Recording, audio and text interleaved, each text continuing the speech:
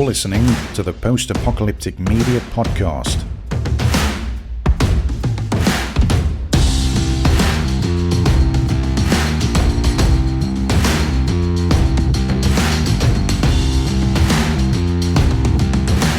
Welcome back, everyone, to this 48th episode of the Post-Apocalyptic Media Podcast. I'm your host, Sean, Senior Editor at Post-Apocalyptic Media, and I am here to talk about all of this week's post-apocalyptic news. And we had quite a bit. We have a new spin-off of a very popular Netflix show. We have some news about a new movie, new trailers, things like that. We have a little bit of a Stephen King cameo in our news, not on the show, but in the news this week. So it's, we have some goodies here. So let's get started right away with this first little bit of news. This is about Bird Box. Now, Bird Box was it still is a very popular Netflix show. Actually, it's one of the most watched shows on Netflix ever, like of all time. Came out in 2018. It was a huge hit. 45 million people watched it in the first 7 days alone, and I don't know what the total was. It's up in the 100 millions, but it was a great show, right? Sandra Bullock, where her kids couldn't see the creatures that were out there, or they would make them go crazy. Remember that? Well, now they're making a spin-off, and the spin-off is basically it's a Spanish language version of it, and that's not to say like a translation, right? So they're not just translating, which, they've already done. There's no, subtitle translations or dub or anything like that. This is a complete remaking of a story in the same universe. So it's not like the same exact story. There's not Mallory, like the Spanish version of Mallory. It's basically a story in Spain, in Barcelona, of a similar type of thing that happened in that same type of apocalypse, where there's these creatures, these entities that, you can't look at or you'll go crazy. So I think that sounds pretty interesting. It will be completely in Spanish with actors from Spain, Spanish actors, Spanish cast. I believe the director and the producer are going to remain, if nothing else than as just... let's see, like kind of, what's it, like advisors. That's the word I was thinking of. So it seems like a cool idea. Lots and lots of movies have done this where they've taken something that's in the same realm, same universe, and they've told a different story in that same universe. But this one is a completely different language than the original, which is interesting. So I will definitely be checking this one out when it comes out. And hopefully, it should have, closed captioning. I don't know if they'll have dubbing, but I would probably watch the captioned one, not closed caption, but captioned one. So that seems like a good idea, right? They're banking on a very popular story and telling a different side of it. Very cool. All right, let's go on to this next little bit of news here. We're just gonna bam right through these this time. Bruce Campbell is back, smashing undead in Black Friday. Now, Black Friday is a movie. It's kind of a comedy. There's Bruce himself right there in all of his glory. He plays a store clerk, like a manager of a store. I think it's like a retail store or something like that. And look at that low res. That's crazy. He's a let's see, it's the most popular day of the year, shopping day of the year, which is Black Friday, which makes sense. That's the name of the movie. And he plays a store manager who, with his employees, have to fight off zombies. They have to, basically haul up in this in the store and try to defend the place from zombies. Well, that's very similar to a lot of, the old like Day of the Dead kind of things, kind of movies have done that. It's kind of like a combination of that with something like Superstore. That's the way I picture it, at least. I haven't seen this. Superstore is this comedy that I think is hilarious. And so this is going to be a comedy too. So that's kind of why I got this kind of Superstore feel, to this. So it should be interesting. And of course, Bruce Campbell, anything the guy is in is goofy funny, but also with a huge, like a tinge of horror in there. So very cool. And it's cool to see him still working like this. I think the original, when was the original Evil Dead. It was like 79 or something like that, 81 maybe. Oh yeah, 81. Yeah, so he was in all the Evil Dead movies. Of course, the one where his arm, where he got his arm cut off and put a chainsaw in there, that was always the most popular. He became like an icon, like a horror apocalypse icon at that point. But look at him. He still looks good. He still looks like a Hollywood star. Look at him. All right, let's go on to this next bit of news. Speaking of Hollywood stars, Mr. Stephen King, who, I mean, so I kind of poke fun at this in this article here, but Stephen King is an idol of mine. I mean, I've been a huge Stephen King fan most of my life. I've read all of his 80s books and 70s books, and it's cool that the guy is outspoken, right? You have to admit, he does. If there's politics involved, he will not hold his tongue. You know, if you follow him on Twitter, you'll know that the guy speaks his mind about everything that bothers him about politics or the world today. Which, you know, he's a social commentator in his books as well.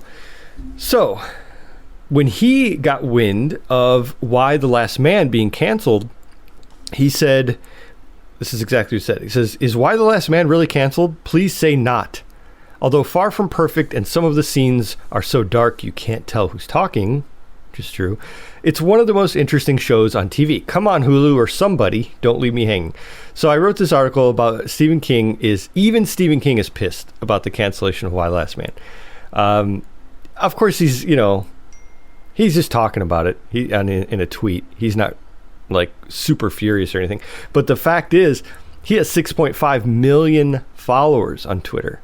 6.5 million. That's about 6.49999 more than I have. So that is impressive. And so he expresses this, and of course the comments are gold. You know, the comments are basically like, well, a lot of people agreed with him, of course. They said, yeah, it's a great show. Like, why did it get canceled? But as happens on social media, and when anyone expresses their opinion, there's always an opposite side of that. People have called Y: The Last Man everything from outdated to transphobic. And so this person says, I mean, it is at this point a 20-year-old comic that dealt with gender and sex. I'm not about to say without a reread that some of its depictions of trans folk aren't a bit outdated, some of which may have carried over into the show. Now that's a serious topic. And this person, I think, is right. That's why I put this tweet in here. As far as, I think they're right as far as, it's a 20-year-old comic and a 20-year-old topic that is being brought out now, and it's a different world than it was 20 years ago. I mean, 20 years ago was 2001. Can you believe that? 2001 was 20 years ago. So the world was different back then. It was the post 9/11. It was just barely post 9/11, and things were a lot different back then. And I think that it's important that people know that, and they know that the way things were handled in the comic are going to be different than the way things are handled in the show itself. Now, that said, that has absolutely never been a mention of why the show is canceled. It's never been, I don't even think it's been brought up. A lot of other things have been brought up about, the fact that it's kind of an all-female production, mostly female cast, and a lot of people believe that that's one of the reasons it got canceled. I've talked about this before. I talked about it in articles. I think I talked about it last podcast as well. They're saying officially, the official statement is that the show was canceled because of there was budgetary constraints. There was the fact that it didn't work with the schedule. They had contracts that were being renewed with the cast. And when it came time to get that renewal, they looked at it, and Hulu doesn't even have rating records. Apparently, that's what they're saying, that they don't keep track of ratings. I don't know if I believe that, but I think that they said that they basically don't know how the show's doing. They don't know where to go from here, and they're not really interested in keeping it going.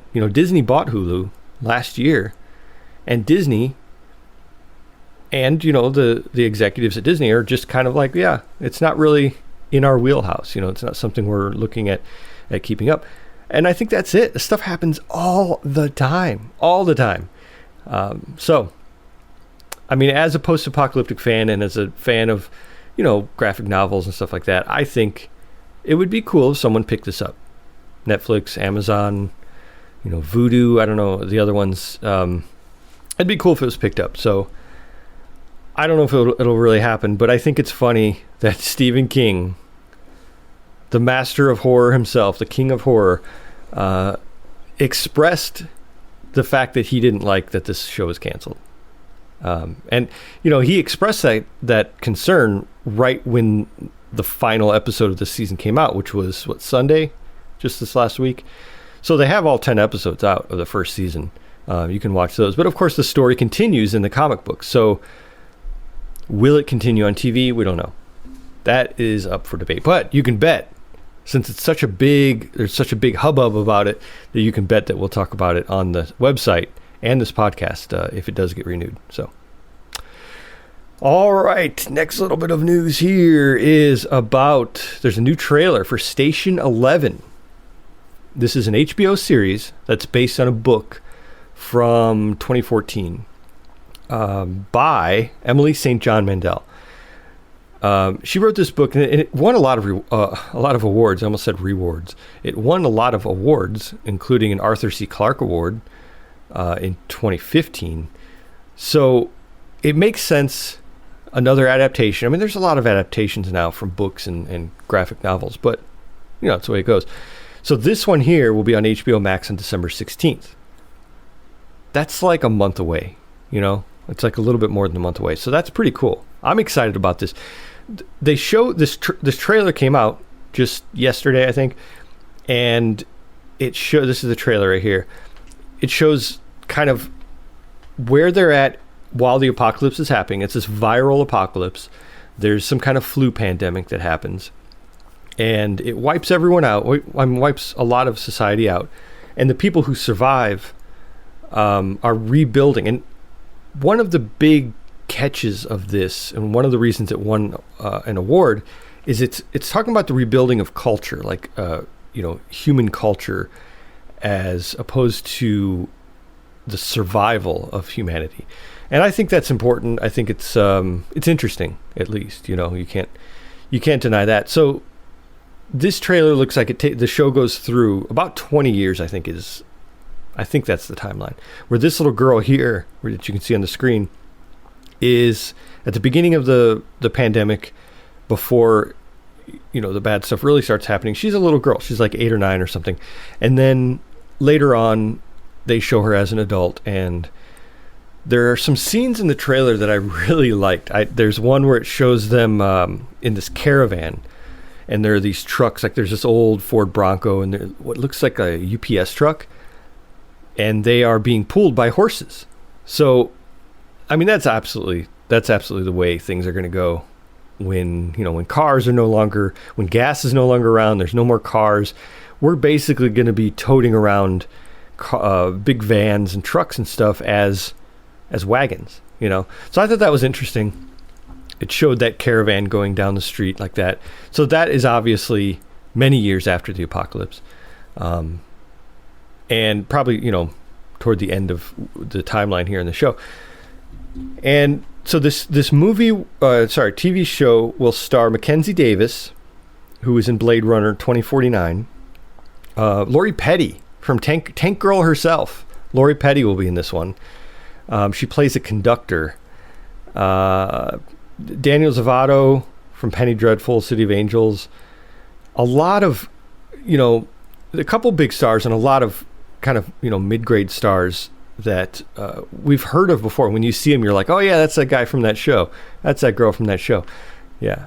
So it seems like it'll be pretty cool. Like, again, here's a little bit more about the awards that were won. Arthur C. Clarke Award in 2015, National Book Award, Penn Faulkner Award, Bailey's Women's Prize for Fiction Award.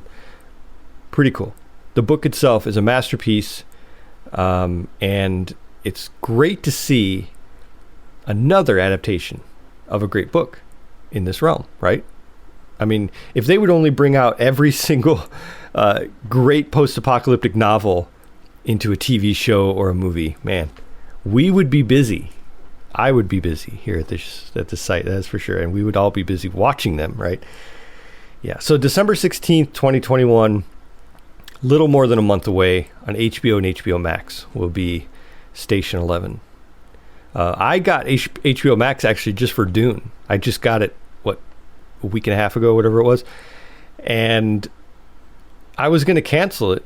I figured, well, I'll just get it for Dune, and I already have enough streaming stuff. But now I'm going to keep it. They did it to me. They got me. They're like stringing me along. It's that carrot on a stick, just a little bit more. Okay, I'm going to renew it for one more month. Then I'm going to cancel it, and then they're going to bring out something else. Yeah, that's how that happens. That's how they get us, right? All right. Well, let's go on to this next little bit of news here. This is the YouTube Roundup. Usually, I don't talk about these every week. The Roundup is essentially my, I go through YouTube. I watch YouTube constantly, and I have things that I, search for, and keywords and all that kind of stuff, and post-apocalyptic and survival and all that. And I come across some that are really good. There are a lot out there. I mean, what I post here, I post about, between 5 and 7, 8 videos that I find that I really like. But there's probably, 20 or 30 of them out there that could be in the Roundup. They're pretty close, but man, I cannot include every single one of those. So this is like the best of the best, I think, according to me. Might not be according to you, but it's according to me. So in this week's Roundup, which is October 28th through November 3rd, look at that picture right there. This is from a game. Sorry, not a game. I want to call it a game because I thought it was a game when I first saw it. It's called The Four. This is a Kickstarter project. Again, this is really low res. I don't know why it's so low res in the YouTube thumbnail. We'll just look at that. It's a book, right?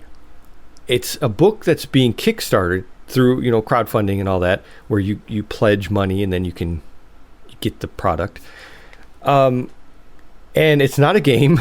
I thought it was a game at first, but it's a book, a 400-page book about kind of like a how-to guide on surviving 4 different apocalypsi.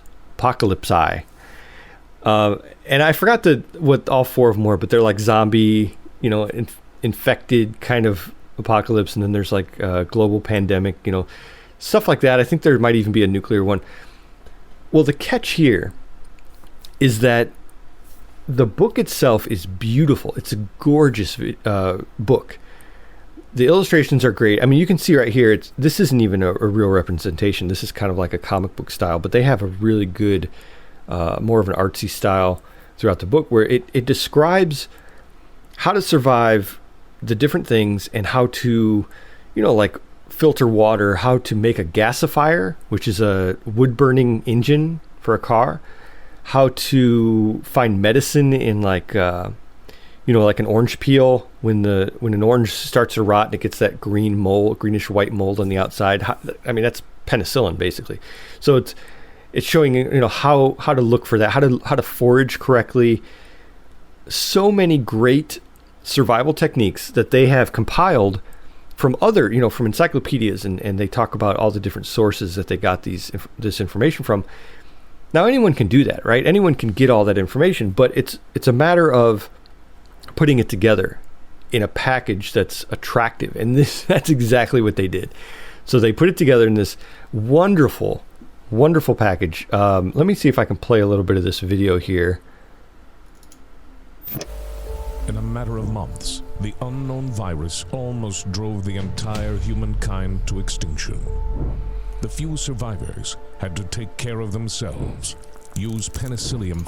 Yeah, see, there's penicillium. There's the orange part I was talking about. I can't play too much of this. We'll get a strike on YouTube if I play too much of it. But you get the idea. There's some illustrations in here. And if you go to they talk about global warming.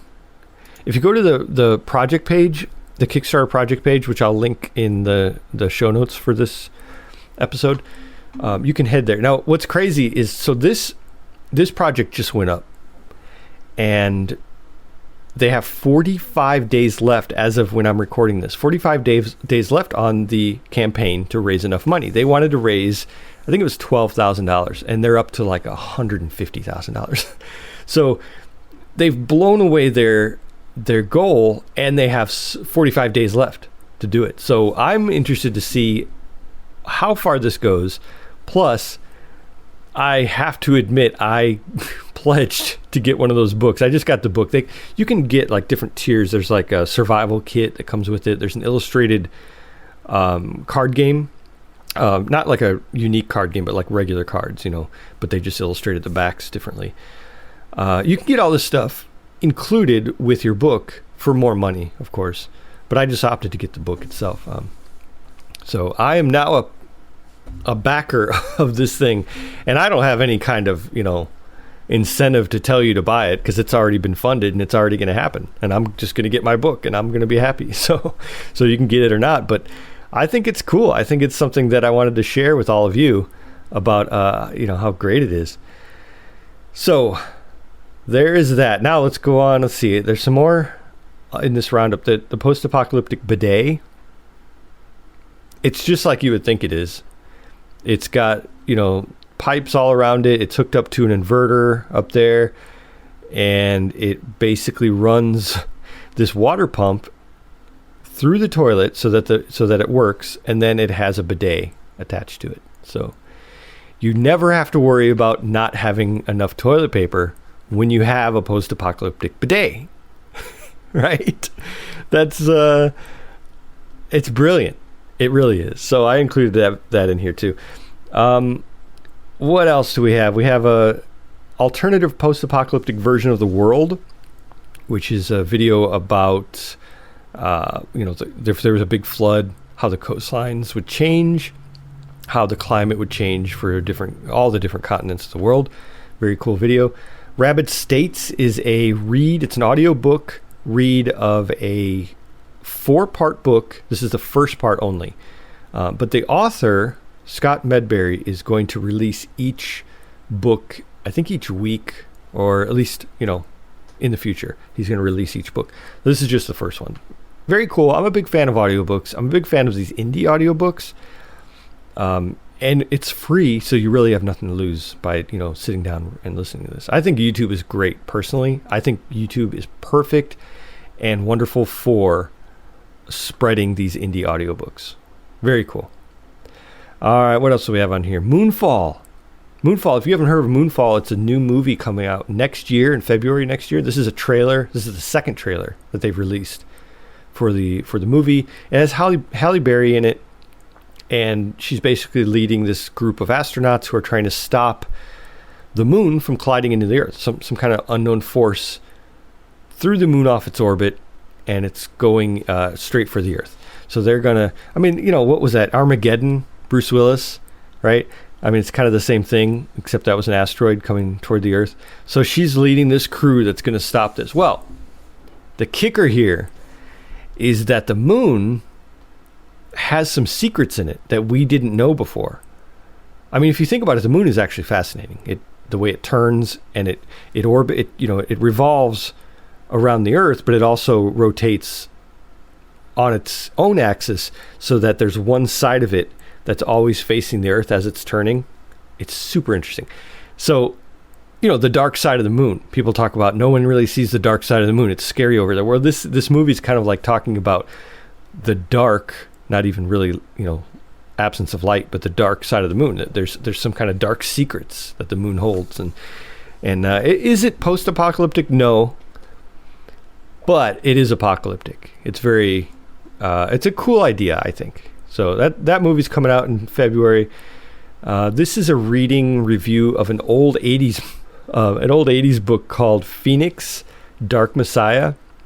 And this guy, I like his review. There were a few reviews that I saw that I was going to include in this roundup, but this is my favorite. This guy reviews this, and he says, this is his quote. He says, "It's incredibly violent, incredibly graphic, incredibly ridiculous. Everything is ramped up to 11. So, that's so 80s, right? I'm excited about other people seeing this review and seeing kind of what he thought about it. It's pretty cool.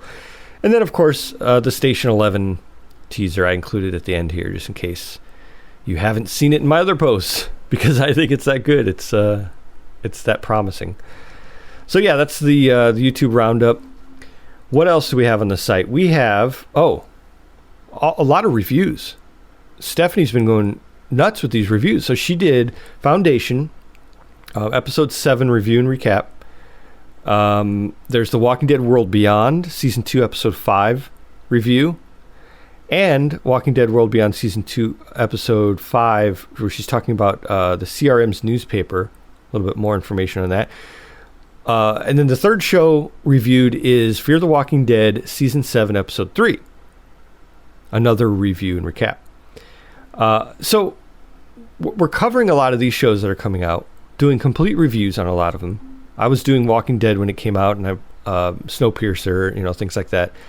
So if you're interested in kind of more, like more in depth, maybe you saw the episode and now you want to read about it and you want to read what other people thought about it, definitely check those out. Very interesting stuff. As far as upcoming stuff, the day this podcast comes out, Finch will be on Apple TV Plus. Finch, of course, is the Tom Hanks space movie about the I say space, but he's not really in space anymore. He kind of is. He's an inventor who invents a robot. It's more of a robotic movie, right? It's more of like a robot buddy movie. So that looks like a good show. I want to see that one. Eternals is releasing. That's the Avengers movie, the latest Avengers movie, which of course is going to be a huge hit. It's going to be a huge, huge movie. That I think is only in theaters though. I was waiting to see if it would come to Disney Plus, like on the same day. I don't think it is. I don't even think it's coming. Well, it's a Marvel show. If it was, right? It's Marvel? Yeah. Marvel Avengers, yeah. So if it was DC, it would be coming to HBO, but it's not. HBO Max has that thing where, movies come out and then they come out the same day as the theater on HBO Max, like the Wonder Woman movies and stuff. But I don't think I could be completely wrong here. People are watching this and being like, "Hey, that's not true, Sean. That's not true." If it's not true, I apologize. But just tell me.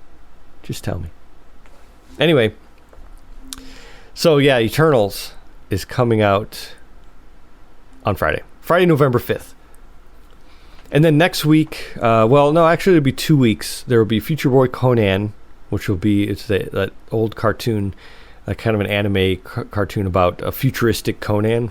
This is a cool idea. That'll be coming on Blu-ray.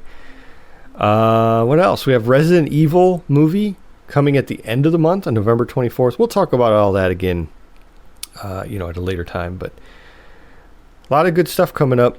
Now, if you haven't had a chance yet, you should definitely check out our Twitch account page, because I've been streaming Fallen Earth. I know I talked about Fallen Earth coming back last week. It's resurrected from the dead.